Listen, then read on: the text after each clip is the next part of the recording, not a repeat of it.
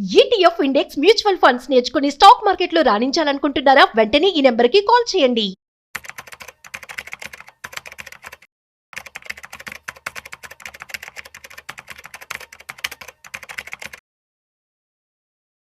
నమస్తే, welcome to Suman TV. నేను విష్ణు. ప్రస్తుతంతో పాటు senior stock market analyst Sundararamareddy గారు ఉన్నారు. సార్తో మాట్లాడదాం. సార్ నమస్తే. సార్ సుందరరామరెడ్డి గారు నమస్తే.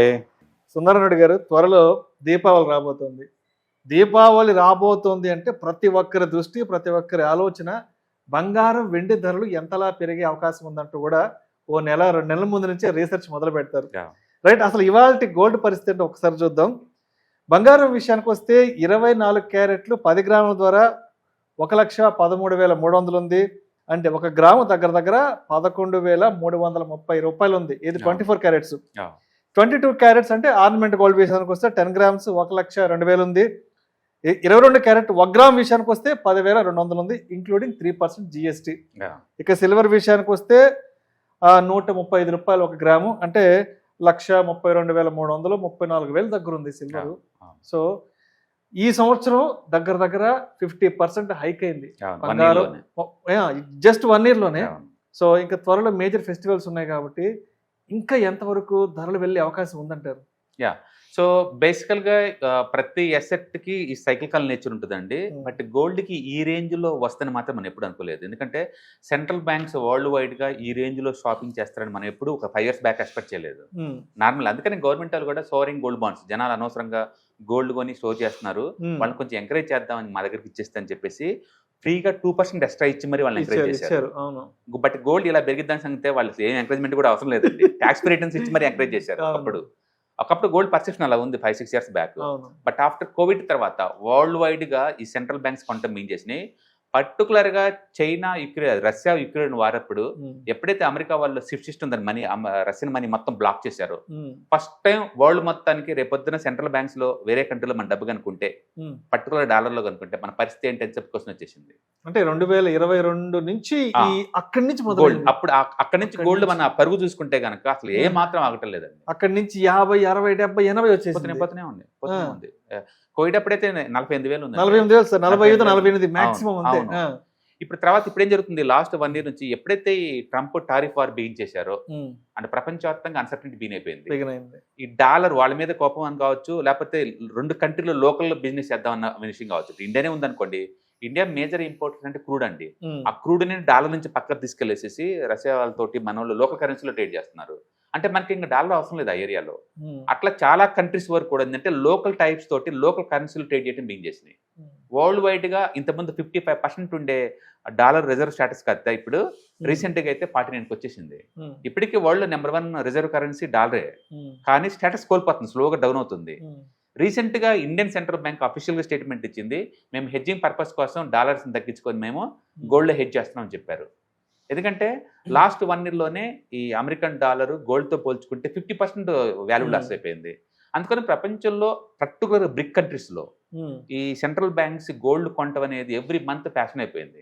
ఎంత అంటే ఈ రేట్ దగ్గర కూడా అదేదో డిస్కౌంట్ వచ్చినట్టు వాళ్ళు బై చేస్తున్నారు.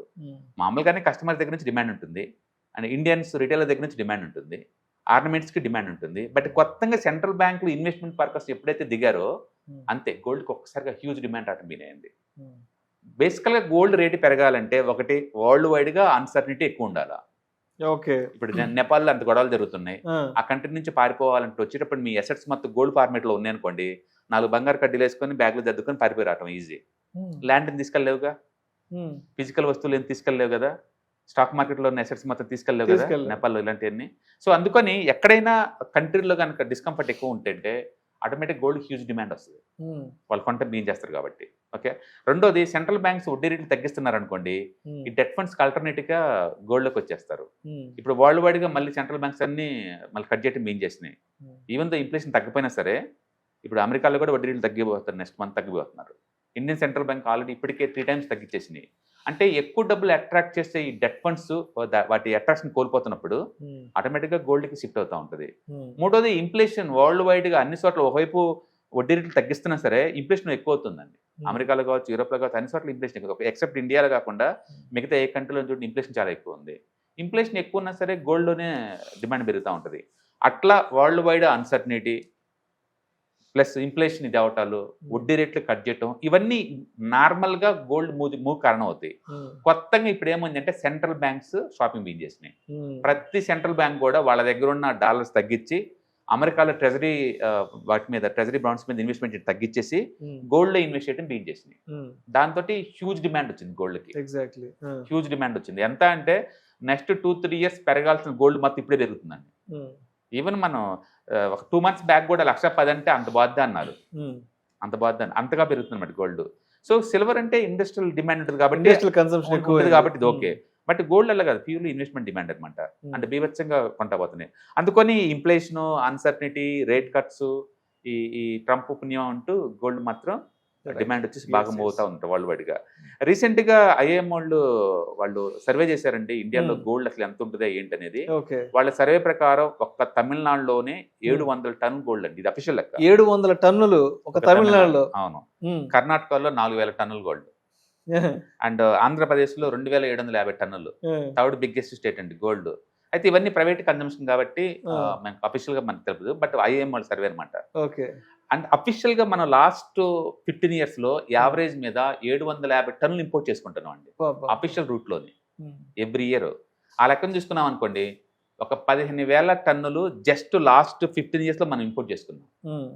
అంటే ఈ రేట్ లాస్ట్ 1 year లో 50% పెరిగింది. అంటే ఇప్పుడు ఇండియన్ ఎకానమీకి ఈక్వలెంట్ గోల్డ్ పెరిగిందండి. కాకపోతే ఇక్కడ ఇండియాలో ఏంటంటే గోల్డ్ని ఎవరు కూడా ఒక ఎసెట్ లాగా ట్రీట్ చేసి దాన్ని అమ్మడానికి ట్రై చేయరు. అది పర్మనెంట్ ఎసెట్ లాగా ఉంచుకుంటారు కాబట్టి ఉంది కాబట్టి. అదర్వైజ్ ప్రపంచం మొత్తం మీద లాస్ట్ 1 year లో ఎక్కువ మంది డబ్బులు సంపాదించింది స్టాక్ మార్కెట్ లో కాదండి, ఈ గోల్డ్ ఉంచుకున్న వాళ్ళందరూ. ఓకే. అంటే తెలంగాణలో 1,250 టన్స్ గోల్డ్ ఉంది. అండ్ మహారాష్ట్రలో 1,500 టన్స్, ఉత్తరప్రదేశ్లో 655, మొత్తం మీద 22,000 టన్స్. ఇది ఐఏఎం వాళ్ళ స్టడీ అనమాట. ఏ సిటీలో 22,000 టన్నులు. ఇది లీగల్ గా కొన్ని స్టేట్స్ లో. ఇవి కాకుండా దేవుడు పుట్టిన ల్యాండ్ అండి ఇది. ఎంత ఉండాలి గోల్డ్ అసలు. క్రీస్తు పూర్వం ఆల్మోస్ట్ 7,000 సంవత్సరాలు. క్రీస్తు పూర్వం 7,000 అప్పుడు సింధు నాగరికత, మరప్ప నాగరికత అప్పుడు 2 floor బిల్డింగ్స్ లో స్విమ్మింగ్ పూల్ ఈత కొట్టుకుంటూ ప్రాజెక్టుల దగ్గర పంటలు పండించుకుంటూ గడిపిన స్వర్ణభూమి అండి ఇది. స్వర్ణం ఎక్కడ పెట్టినా ఉంటుంది ఇండియాలో. అందుకని లెక్కలు లేవండి. ఎవరు లెక్కేస్తారు అప్పటి నుంచి ఇప్పుడు దాకా లెక్కలు? మీరు ఏ టెంపుల్కి వెళ్ళండి, టన్ను లెక్క, కేజీ లెక్క. మీరు ఎక్కడైనా కాకుండా కిలోమీటర్ కింద లోయ గుంతలాగా ఒక టెంపుల్ వెళ్తుంది. అందుకని అన్లిమిటెడ్. ఇక్కడ లెక్కలు కరెక్ట్ తెలియదు ఎవరికి. సంస్కృతికి పుట్టిన భారతదేశం సంస్కృతి పుట్టిందే ఇక్కడ. అందుకని ఇక్కడ లెక్కలు ఎవరు తెలియదు. బట్ అఫీషియల్ లెక్క మాత్రం 22,000 టన్నులు ఉందన్నమాట. ఇది ఎంత అంటే వరల్డ్ మొత్తం సెంట్రల్ బ్యాంక్స్ దగ్గర కలిపి ఎంత ఉందో అంత అనమాట. అంటే రీసెంట్ గా ఈవెన్ ఆర్బీఐ కూడా దగ్గర 800 టన్నులు పోగు చేసిందండి. World 4th biggest gold storage ఉన్న సెంట్రల్ బ్యాంక్స్ మన ఆర్బీఐ. అంటే ప్రపంచంలో ప్రతి బ్యాంకు కొంటనే ఉంది అదే పనిగా. రష్యా వాళ్ళు, చైనా వాళ్ళు, ఇండియా వాళ్ళు, బ్రెజిల్ వాళ్ళు, ప్రతి సెంట్రల్ బ్యాంక్స్లే ఆ రేంజ్లో కొంటనే అనుకోండి గోల్డ్ ఇంకా పెరిగింది. ప్రపంచం మొత్తం ఇప్పుడు 2 ముక్కలాగా ఉంది. వెస్టర్న్ కంట్రీస్ అందరేమో క్రిప్టోస్ మీద పడ్డారు, డిజిటల్ కరెన్సీ మీద. అండ్ బ్రిక్ కంట్రీస్ అన్నేమో physical gold, oldest currency gold కాబట్టి దీని మీద పడ్డారు. 2గా డివైడ్ అవుతున్నారు అనమాట. అంటే క్లియర్గా మనకు అర్థమవుతుంది ఆ ప్యాటర్న్ చూస్తే కనుక. ఇది ముందు రోజులు ఎంత దూరం పోద్దో మనకు తెలియదు, కానీ ప్రస్తుతానికైతే ఎసెట్ రీడిఫైన్ అవుతుంది. అంటే గోల్డ్ సిల్వర్ కి చాలా స్వర్ణయుగంలో ఉంది అది. ఇక ఈ చార్ట్ ప్రకారం చూసుకుంటే అది పడేలా కనపట్లేదండి, ఇంకా పెరిగేలా కనపడుతుంది. దీన్ని మనం ట్రెండ్ ఫాలోయింగ్ అంటాం. చార్ట్లు బ్రేక్అవుట్ అయితే పరిగెడుతూనే ఉంటాయి అనమాట. అయితే ప్రతి ఎసెట్ కి సైకికల్ నేచర్ ఉంటుంది, ఎక్కడో చోట ఆగాల్సిందే. ఈ సెంట్రల్ బ్యాంక్స్ ఎప్పుడైతే స్లో చేస్తాయో, ఎప్పుడైతే వరల్డ్ మార్కెట్స్ మొత్తం ట్రంప్ టారిఫ్లు అన్ని ఆగిపోతాయి గొడవలు, అప్పుడు బహుశా ఇవన్నీ కూడా ఈక్విటీ మూవ్ అయ్యే ఛాన్స్ ఎక్కువ ఉంది. ప్రస్తుతానికి ఆ సెంటిమెంట్స్ ఏం కనిపించడం లేదు. అండ్ 1 year బ్యాక్ నేను వెయిట్ చేశాను. వర్స్ట్ అనుకుంటే 90,000, హైయెస్ట్ అనుకుంటే 1,10,000 అని. 1,10,000 అనుకున్నాక ఇంకా స్పీడ్గా వచ్చేసింది. అసలు అంటే సిల్వర్ విషయానికి వస్తే రోజుకు రూపాయి పెరుగుతుంది. సిల్వర్ పెరిగిద్దండి, ఎందుకంటే ఇండస్ట్రియల్ యూటిలిటీ చాలా పెరిగింది. ఎందుకంటే ఎలక్ట్రానిక్స్ గూడ్స్ టూ మచ్గా ప్రొడ్యూస్ చేస్తున్నారు కదా, ఇండస్ట్రియల్ యూటిలిటీ ఉంటుంది. అంటే చార్ట్స్ కూడా 40 years చార్ట్స్ బ్రేక్అవుట్ అయ్యండి, cup and handle patterns. It's very powerful chart patterns. అంటే సిల్వర్ కూడా గోల్డ్ కన్నా ఎక్కువ మూవ్ అవుద్ది యాక్చువల్ సిల్వర్, ఎందుకంటే ఇండస్ట్రీ కోసం కొనాలి కాబట్టి. అదే టైంలో మైనింగ్ యాక్టివిటీస్ మాత్రం బాగా డల్ అయిపోయినాయి వరల్డ్ వైడ్గా. రైట్. సో ఇప్పుడు అందరూ గోల్డ్ లక్షలు పెట్టి కొనలేరు కాబట్టి, అంటే ఫిజికల్ గోల్డ్ అందరూ కొనలేరు కాబట్టి వేరే ప్రత్యామ్నాయ ఇతర మార్గాలు ఏమున్నాయి అంటారు? Like gold mutual funds. So అటువంటి ఇతర ప్రత్యామ్నాయాలు ఏమున్నాయంటారు? బేసికల్గా మనం ఎంత పబ్లిక్ ని పుష్ చేసినా ఇన్వెస్ట్మెంట్ యాంగిల్లో చూడండి గోల్డ్ ని. గోల్డ్ అంటే పర్మనెంట్ అసెట్, అంతే. కొంటమే, ఇన్కమింగ్ అవుట్ గోయింగ్ ఉండదు వాటికి. ఎవరిళ్ళలో పోతే ఆ ఇళ్ళలోంచి బ్యాంక్ లాకర్లోకి వెళ్ళిపోద్ది, ఇంక బయటికి పోదండి ఇప్పటికి అది. అందుకని గోల్డ్ నిజంగా ఎసెట్ అయినా అంటే అది క్వశ్చనబుల్లే. మన పుస్తకాలు చదువుతాం ఎసెట్ అనుకుంటాం, కానీ మీరు మ్యూచువల్ ఫండ్ లో కొనమంటే కొనలేరు వాళ్ళు. ఈటీఎఫ్ మ్యూచువల్ ఫండ్ కొనలేరు. గోల్డ్ మ్యూచువల్ ఫండ్స్ ఏదో మళ్ళీ ట్రేడర్స్ టెంపరీ కొని అమ్మటం చేయకుండా వాళ్ళు చేయరు అట్లా. గోల్డ్ అంటే టచ్ చేస్తే వచ్చే సాటిస్ఫాక్షన్ కి మార్కులు లేవు. అదొక ట్రెడిషనల్ ఎమోషనల్ ఇన్వెస్ట్మెంట్ అంతే. అంతే దాన్ని ఇంటర్నెట్ లో కొని పెట్టుకోవడం ఆ సాటిస్ఫాక్షన్ మెజర్ చేయలేవు, మెజర్ చేయడానికి స్కేల్స్ దొరకవు. అందుకని ఇండియన్స్ కి ట్రెడిషనల్ గా బై డిఫాల్ట్ గోల్డ్ అంటే మోజు ఎక్కువ. ఆ మోజు తోటి కలెక్షన్ బినైంది, కలెక్షన్ చేస్తూనే ఉన్నారు. బట్ అన్ఫార్చునేట్లీ ఈ రేటు దగ్గర నిజంగా గోల్డ్ షాప్ సర్వైవ్ అవుతాయి ముందు రోజులు అంటే చాలా టఫ్. ఇంత ముందులా గోల్డ్ రేట్లు ఉండవు. కాబట్టి గోల్డ్ రేట్ పెరిగింది కాబట్టి తక్కువ క్వాంటిటీ అమ్మినా కూడా టర్న్ ఓవర్ వైజ్ మనకు కనపడుతుంది, కానీ సేల్స్ బాగా డౌన్ అవుతాయి, అందులో డౌట్ లేదు. ఇప్పటికీ మనకు కనపడుతుంది షాపులన్నీ ఖాళీగా. ఈ రేటు దగ్గర ఎవరు కొంటారంటే పడితే కొంతమంది చూస్తుంటారు. అందుకని 1 or 2 years వరకు గోల్డ్ షాపుల్లో టర్న్ ఓవర్ వైజ్ కనపడుతుంటదే కానీ ఇంత ముందులాగా కేజీ లెక్క గోల్డ్ వాళ్ళు అమ్మలేరు ఆర్నమెంట్స్ ని. కాబట్టి ఇప్పుడు పబ్లిక్ ఏంటంటే కొత్తగా కొనాలి అనుకున్న వాళ్ళు ఇన్వెస్ట్మెంట్ పర్పస్ కోసం అయితే స్టిల్ గోల్డ్ మీరు అన్నట్టు ఈటీఎఫ్స్, మ్యూచువల్ ఫండ్స్ ఇలాంటి ఇన్వెస్ట్మెంట్ చేసుకోవచ్చు. బట్ ఫిజికల్ గా కొనాలి అనుకుంటే మాత్రం ఇజ్ ఇట్ రైట్ టైం అంటే చెప్పలేము, ఎందుకంటే 1.1 lakh ఉంది నడుస్తుంది ఆల్రెడీ. కొంచెం డిప్ అయిన దాకా వెయిట్ చేసి తీసుకోవడం బెటర్. డిప్ గ్యారంటీ అవుద్దా అంటే చెప్పలేము, ఎందుకంటే సెంట్రల్ బ్యాంక్సే షాపింగ్ బీన్ చేసినాయి, వాళ్ళు తెలుసుకుంటే మనం ఎంత, అందుకని చెప్పలేము.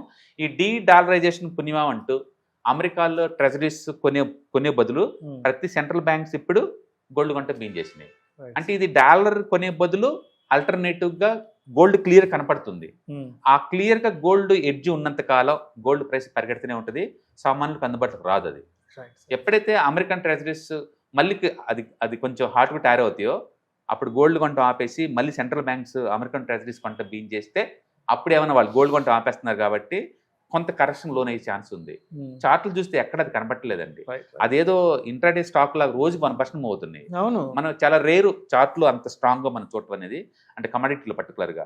ఒక పక్క క్రూడ్ చూస్తేనేమో టూ మచ్ కిందనే కొట్టుకుమిళ్ళాడుతుంది, ఈ వైపు గోల్డ్ చూస్తేనేమో ఆకాశంలో అది పైకి పోతా ఉంది. అంత వైరుధ్యం మనం ఇంతకుముందు ఎప్పుడు చూడలేదండి. బట్ వరల్డ్ వైడ్ గా ఎసెట్స్ అన్ని రీడిఫైన్ అవుతున్నాయి కాబట్టి చార్ట్స్ పరంగా చాలా స్ట్రాంగ్ గా ఉంది. సో మొత్తానికి ఇంకా దీపావళికి ఇంకా ఎంత వరకు వెళ్తుంది ఏంటనేది ఇంకా అది ఇంకా మనకి దివాళీ దసరా ఒకటేనండి. సెంట్రల్ బ్యాంక్స్ రోజు చేస్తున్నాయి. నిన్న ఆర్బీఐ ల్యాండ్ కొన్నారు ఒకటి ముంబైలో, 4 acres ల్యాండ్. అవునవును, ఆల్మోస్ట్ మోర్ దెన్ 4,000 crores కదా. మనం కోకపేటలో ఎకరం 100 కోట్లు అంటే అద్భుతం అన్నాం, ఇది అద్భుతం అంటే. Right sir, right. అంటే అంత వస్తుంది వాడి దగ్గర డబ్బు. Exactly sir, right sir. Thank you sir, thank you so much Sundararaman గారు. అక్టోబర్ 12వ తారీఖు మీకు దగ్గరలోని సిటీకి వస్తున్నాం. వైజాగ్, తిరుపతి అండ్ నెల్లూరు ఈ 3 cities లో ప్లాన్ చేస్తున్నాం. సో మీరు ఎవరైనా సరే స్టాక్ మార్కెట్ మీద passive income as well as active income కనుక ETFs, index funds and mutual funds ద్వారా ఎర్న్ చేద్దాం అనుకుంటే ఇది మంచి అవకాశం. సో మీరు ఎవరైనా సరే మీ దగ్గరలో సిటీస్ వాళ్ళు కనుకుంటే కనుక కింద స్క్రోల్ అవుతున్న నెంబర్పై పింక్ చేసుకొని మీరు సీటు రిజర్వ్ చేసుకోండి. సో ఇంతకుముందుతో పోల్చుకుంటే ఏంటి, ఇంతకుముందు మనం ఓన్లీ ఆన్లైన్లో తీసుకునే వాళ్ళం, ఇప్పుడు దాంతో పోల్చుకుంటే ఇది క్లాస్ రూమ్ ఎన్విరాన్మెంట్లో అనమాట. సో 1-to-1 ఇంటరాక్షన్ ఉంటుంది కాబట్టి మోర్ ఎఫెక్టివ్గా ఉంటుంది. కాబట్టి ఎవరికైనా ఇంట్రెస్ట్ ఉంటే ఈ 3 అసెట్ క్లాసులు నేర్చుకుందామని కింద స్క్రోల్ అవుతున్న నెంబర్పై పింక్ చేయండి. Thank you. హాయ్, స్టాక్ మార్కెట్లో వాలటిలిటీకి దూరంగా ఉంటున్నారా? పోర్ట్ఫోలియోస్ అన్ని కూడా రెడ్లో ఉండి బ్లీడ్ అవుతున్నాయా? అంటే స్టాక్ మార్కెట్లో ఉండి సస్టైనబిలిటీ ఉన్న బిజినెస్ మోడల్ లాగా, లేదా స్టాక్ మార్కెట్ లాంగ్ టర్మ్లో మంచి వెల్త్ క్రియేట్ చేసుకునేలాగా ప్లానింగ్స్ ఏమైనా ఉన్నాయా? అయితే అలాంటి వాళ్ళ కోసం ఈ ప్రోగ్రామ్ అండి. ETFs, index funds and mutual funds. మా స్టాక్ మార్కెట్లో ఉండి కూడా సెక్యూర్ వేలో మనీ మేక్ చేసుకునే పద్ధతి ఏదైనా ఉందంటే రిటైలర్స్కి ఈ 3 అనమాట. దీంట్లో కాంప్రహెన్సివ్గా మీకు ట్రైనింగ్ అండ్ గైడెన్స్ జరుగుతుంది. అండ్ వీకెండ్స్లో జరిగే ఈ ప్రోగ్రామ్లో అటెండ్ అవడం ద్వారా ETFs, index funds and mutual ఫండ్స్లో మీ నాలెడ్జ్ పెంచుకోండి. మీ పోర్ట్ఫోలియో మీరే మెయింటైన్ చేయడం ద్వారా ఇయర్లీ యావరేజ్ మీద 20 to 30% మనీ మేక్ చేసుకోండి. All the best. Thank you.